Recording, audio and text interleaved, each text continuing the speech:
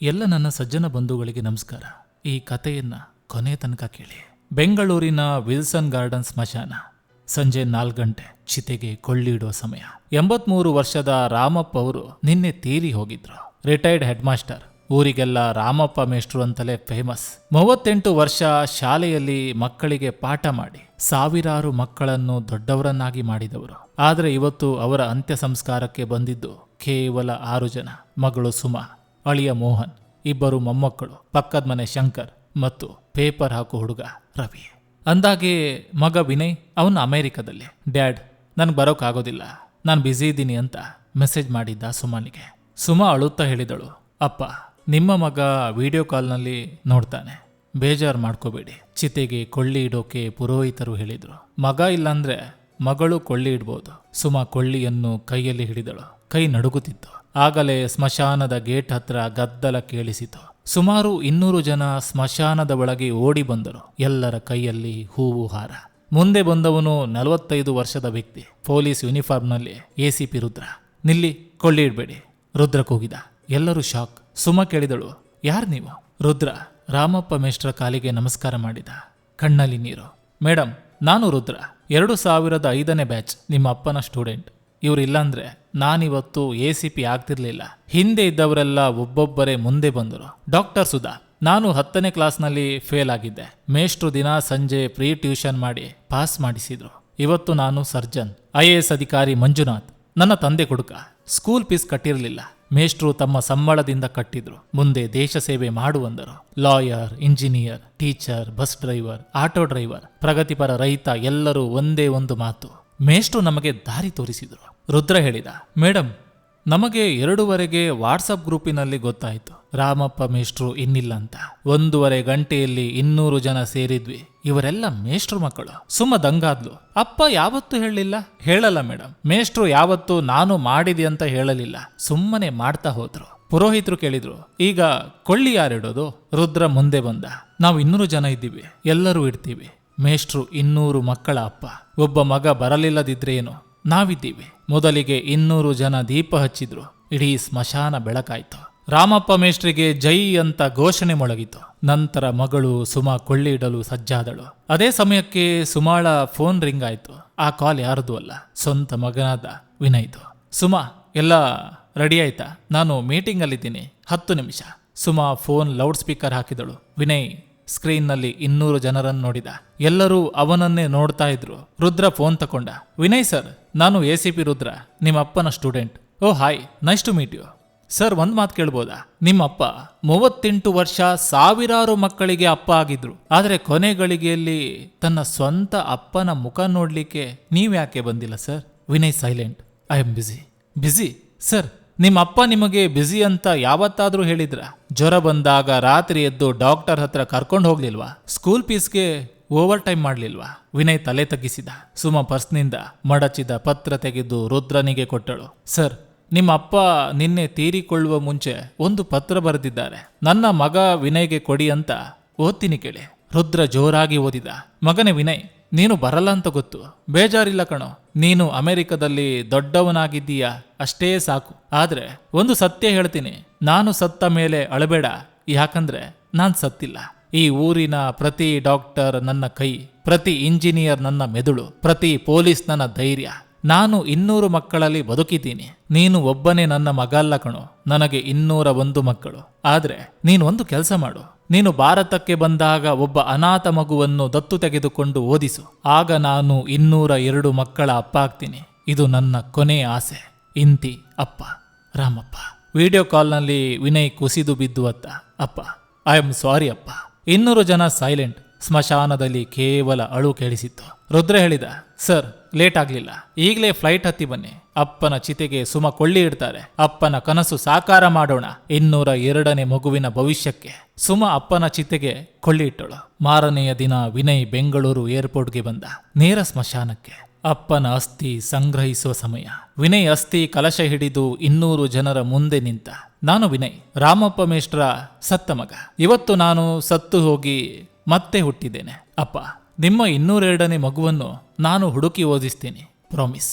ನಂತರ ವಿನಯ್ ಮುಂದೆ ಬಂದು ಹೇಳಿದ, ರಾಮಪ್ಪ ಮೇಷ್ಟ್ರು ಎಜುಕೇಶನ್ ಟ್ರಸ್ಟ್ ಶುರು ಮಾಡ್ತೀನಿ, 1 ಕೋಟಿ ಹಾಕ್ತೀನಿ, ಬಡ ಮಕ್ಕಳಿಗೆ ಫ್ರೀ ಎಜುಕೇಶನ್. ಅಪ್ಪನಿಗೆ ಒಂದು ಮಾತು ನೀಡಿದ್ದೆ, ಒಂದು ಅನಾಥ ಮಗುವನ್ನು ಓದಿಸ್ತೇನೆ ಅಂತ. ಆದ್ರೆ ಈಗ 1,000 ಬಡ ಮಕ್ಕಳನ್ನು ಓದಿಸ್ತೇನೆ. 200 ಜನ ಚಪ್ಪಾಳೆ ತಟ್ಟಿದ್ರು. ಆಕಾಶಕ್ಕೆ ನೋಡಿ ಹೇಳಿದ್ರು, ಮೇಷ್ಟ್ರೆ ನೋಡಿದ್ರ, ನಿಮ್ಮ ಮಗ ವಾಪಸ್ ಬಂದ. ಅಂದಿನಿಂದ ಪ್ರತಿ ವರ್ಷ ರಾಮಪ್ಪ ಮೇಷ್ಟ್ರ ಪುಣ್ಯತಿಥಿಗೆ 200 ಜನ ಸೇರ್ತಾರೆ. ಸ್ಮಶಾನದಲ್ಲಿ ಅಲ್ಲ, ಅವರು ಕಟ್ಟಿದ ಶಾಲೆಯಲ್ಲಿ. ಇಡೀ ಜಿಲ್ಲೆಯ ಮಕ್ಕಳಿಗೆ ಪುಸ್ತಕ, ಬಟ್ಟೆ, ಅಗತ್ಯ ವಸ್ತುಗಳನ್ನು ಹಂಚ್ತಾರೆ. ಸಮಾಧಿ ಮೇಲೆ ಬರೆದಿದೆ, ಇಲ್ಲಿ ಮಲಗಿರುವವರು ಒಬ್ಬ ಟೀಚರ್ ಅಲ್ಲ, 1201ನೇ ಮಕ್ಕಳ ಅಪ್ಪ. ಅವರ ಕೊನೆಯ ಪಾಠ, ಸಾಯುವ ಮುಂಚೆ ಬದುಕಿ, ಸತ್ತ ಮೇಲೆ ಬದುಕಿಸಿ. ಇದರ ಅರ್ಥ ಇಷ್ಟೇ ಬಂಧುಗಳೇ, ಅಂತ್ಯ ಸಂಸ್ಕಾರಕ್ಕೆ ಯಾರು ಬಂದರು ಅನ್ನೋದು ಮುಖ್ಯ ಆಗಲ್ಲ. ಬದುಕಿದ್ದಾಗ ಎಷ್ಟು ಜನರ ಬದುಕಿಗೆ ಸಂಸ್ಕಾರ ಕೊಟ್ಟೆ ಅನ್ನೋದು ಬಹಳ ಮುಖ್ಯ. ಮಗ ಬರಲಿಲ್ಲ ಅಂತ ಅಪ್ಪ ಸಾಯಲ್ಲ, ಮಗ ಮನುಷ್ಯನಾಗಲಿಲ್ಲ ಅಂತ ಅಪ್ಪ ಸಾಯ್ತಾನೆ. ಕಡೆಗಾಲದಲ್ಲಿ ತಂದೆ ತಾಯಿಯನ್ನು ಚೆನ್ನಾಗಿ ನೋಡಿಕೊಳ್ಳುವುದು ಮಕ್ಕಳ ಆದ್ಯ ಕರ್ತವ್ಯ. ಕೊನೆಗೆ ಅವರಿಗೆ ಮುಕ್ತಿಗಾಣಿಸುವುದು ಕೂಡ ಪ್ರತಿ ಮಕ್ಕಳ ಕರ್ತವ್ಯ. ತಂದೆಯ ಪ್ರೀತಿ ವಿವರಿಸಲಾಗದ್ದು, ಅದರ ಬೆಲೆ ವಿಶ್ವದ ಯಾವುದೇ ಕರೆನ್ಸಿಯಿಂದಲೂ ತೀರಿಸಲಾಗದ್ದು. ನೀವು ಜಗತ್ತಿನಲ್ಲಿ ಎಷ್ಟು ದೊಡ್ಡವರಾದ್ರೂ, ಎಷ್ಟು ಹಣ ಗಳಿಸಿದ್ರು, ನಿಮ್ಮ ಬಾಲ್ಯವನ್ನು ಸುಂದರಗೊಳಿಸಿದ ತಾಯಿ ತಂದೆಯರ ಅಂತಿಮ ಪ್ರಯಾಣದಲ್ಲಿ ಜೊತೆ ನಿಲ್ಲುವುದನ್ನು ಎಂದಿಗೂ ಬಿಡಬೇಡಿ. ಒಬ್ಬ ಒಳ್ಳೆಯ ವ್ಯಕ್ತಿ ಸತ್ತಾಗ ಒಂದು ಊರು ಅಲ್ಲ, ಒಂದು ತಲೆಮಾರು ಅಳುತ್ತೆ. ನಿಜ ಅಲ್ವಾ? ಒಂದು ಹಳ್ಳಿಯಲ್ಲಿ ಸೀತಮ್ಮ ಎಂಬ ತಾಯಿ ಇದ್ದಳು. ಗಂಡ ಸತ್ತ ನಂತರ ತನ್ನ ಒಬ್ಬನೇ ಮಗ ಅರುಣನನ್ನು ಬೆಳೆಸಲು ಜೀವನವನ್ನೇ ಮುಡಿಪಾಗಿಟ್ಟಳು. ಹಗಲು ಕೆಲಸ, ರಾತ್ರಿ ಮನೆ ಕೆಲಸ. ತಾನೇ ಹಸಿದಿದ್ದರೂ ಮಗನ ಹೊಟ್ಟೆ ತುಂಬಿಸುತ್ತಿದ್ದಳು. ಹೊಸ ಬಟ್ಟೆ ಕೊಳ್ಳುವ ಹಣ ಬಂದರೆ ತನಗಲ್ಲ, ಮಗನಿಗೆ ಕೊಡುತ್ತಿದ್ದಳು. ವರ್ಷಗಳು ಕಳೆದವು. ಅರುಣ ದೊಡ್ಡವನಾಗಿ ಒಳ್ಳೆಯ ಉದ್ಯೋಗ ಪಡೆದ, ನಗರದಲ್ಲಿ ಮನೆ ಕಟ್ಟಿದ. ಸೀತಮ್ಮನಿಗೆ ತುಂಬ ಸಂತೋಷವಾಯಿತು. ಇನ್ನು ನನ್ನ ಮಗ ಸುಖವಾಗಿದ್ದಾನೆ, ನನ್ನ ಕಷ್ಟಕ್ಕೆ ಫಲ ಸಿಕ್ಕಿತು ಎಂದುಕೊಂಡಳು. ಕೆಲ ದಿನಗಳ ನಂತರ ಅರುಣನ ಮದುವೆ ಆಯಿತು. ಮೊದಲಿಗೆ ಎಲ್ಲವೂ ಚೆನ್ನಾಗಿತ್ತು. ಆದರೆ ದಿನಗಳು ಕಳೆದಂತೆ ಸೊಸೆ ಮತ್ತು ಅರುಣನಿಗೆ ವಯಸ್ಸಾದ ತಾಯಿ ಭಾರವಾಗಿ ಕಾಣಲು ಶುರುವಾಯಿತು. ಅಮ್ಮನನ್ನು ನೋಡಿಕೊಳ್ಳೋದು ಕಷ್ಟ ಆಗ್ತಿದೆ, ವೃದ್ಧಾಶ್ರಮದಲ್ಲಿ ಚೆನ್ನಾಗಿ ನೋಡ್ಕೊಳ್ತಾರೆ ಎಂದು ಅರುಣ ಹೇಳಿದ. ಈ ಮಾತು ಕೇಳಿದ ಸೀತಮ್ಮನ ಹೃದಯ ಒಡೆದು ಹೋಯಿತು. ಆದರೆ ಅವಳು ಏನೂ ಹೇಳಲಿಲ್ಲ. ಒಂದು ಬೆಳಗ್ಗೆ ಅರುಣ ತನ್ನ ತಾಯಿಯನ್ನು ಕಾರಿನಲ್ಲಿ ಕೂರಿಸಿಕೊಂಡು ವೃದ್ಧಾಶ್ರಮಕ್ಕೆ ಕರೆದುಕೊಂಡು ಹೋದ. ದಾರಿಯುದ್ದಕ್ಕೂ ಸೀತಮ್ಮ ಒಂದು ಮಾತನ್ನೂ ಆಡಲಿಲ್ಲ. ವೃದ್ಧಾಶ್ರಮಕ್ಕೆ ತಲುಪಿದ ನಂತರ ಸಿಬ್ಬಂದಿ ದಾಖಲಾತಿ ಮಾಡುತ್ತಿದ್ದರು. ಅಷ್ಟರಲ್ಲಿ ಸೀತಮ್ಮ ತನ್ನ ಮಗನನ್ನು ಕರೆದು ನಿಧಾನವಾಗಿ ಕೇಳಿದಳು, ಮಗ, ನನಗೆ ಒಂದು ಚಿಕ್ಕ ಸಹಾಯ ಮಾಡಬಹುದಾ? ಏನಮ್ಮ ಎಂದು ಅರುಣ ಕೇಳಿದ. ತಾಯಿ ತನ್ನ ನಡುಗುವ ಕೈಯಿಂದ ಒಂದು ಚಿಕ್ಕ ಡೈರಿಯನ್ನು ಕೊಟ್ಟು ಹೇಳಿದರು, ಈ ಡೈರಿಯಲ್ಲಿ ಈ ಆಶ್ರಮದ ವಿಳಾಸ ಬರೆದುಕೊಡು. ಅರುಣ ಆಶ್ಚರ್ಯದಿಂದ ಕೇಳಿದ, ಅಮ್ಮ, ವಿಳಾಸ ಯಾಕೆ? ಸೀತಮ್ಮ ಕಣ್ಣೀರನ್ನು ಒರೆಸಿಕೊಂಡು ಹೇಳಿದಳು, ನಾಳೆ ನಿನಗೂ ವಯಸ್ಸಾಗುತ್ತೆ. ನಿನ್ನ ಮಕ್ಕಳು ನಿನ್ನನ್ನು ಇಲ್ಲಿ ಕರೆತಂದರೆ ಈ ವಿಳಾಸ ಹುಡುಕೋಕೆ ಕಷ್ಟ ಆಗ್ಬಾರ್ದು ಅಲ್ವಾ? ಆ ಮಾತು ಕೇಳುತ್ತಿದ್ದಂತೆ ಅರುಣನ ಕಾಲಿನ ಕೆಳಗಿನ ನೆಲವೇ ಕುಸಿದಂತಾಯಿತು. ತನ್ನ ತಾಯಿಯನ್ನು ನೋಡಿದ. ಅವಳ ಮುಖದಲ್ಲಿ ಕೋಪ ಇರಲಿಲ್ಲ, ದ್ವೇಷ ಇರಲಿಲ್ಲ, ಕೇವಲ ನೋವು ಮಾತ್ರ ಇತ್ತು. ಅವನ ಕಣ್ಣ ಮುಂದೆ ಬಾಲ್ಯದ ನೆನಪುಗಳು ಓಡಿದವು. ಜ್ವರ ಬಂದಾಗ ಇಡೀ ರಾತ್ರಿ ನಿದ್ದೆ ಮಾಡದೆ ತನ್ನ ತಲೆಯ ಮೇಲೆ ತಣ್ಣೀರು ಹಾಕುತ್ತಿದ್ದ ತಾಯಿ, ಶಾಲಾ ಫೀಸಿಗಾಗಿ ತನ್ನ ಕಿವಿಯ ಒಡವೆ ಮಾರಿದ್ದ ತಾಯಿ, ತಾನು ಹೊಸ ಶೂ ಹಾಕಿಸಿಕೊಳ್ಳಲು ಬೆತ್ತಲೆ ಕಾಲಿನಲ್ಲಿ ನಡೆದ ತಾಯಿ, ಎಲ್ಲವೂ ನೆನಪಾಯಿತು. ಅರುಣ ಅಲ್ಲೇ ತಾಯಿಯ ಕಾಲಿಗೆ ಬಿದ್ದು ಅಳತೊಡಗಿದ. ಅಮ್ಮ, ನನ್ನನ್ನ ಕ್ಷಮಿಸು. 9 ತಿಂಗಳು ಹೊತ್ತು 20 ವರ್ಷ ಸಾಕಿದ ನಿನ್ನನ್ನು ನಾನು ಕೆಲವು ವರ್ಷ ನೋಡಿಕೊಳ್ಳಲಾಗಲಿಲ್ಲ.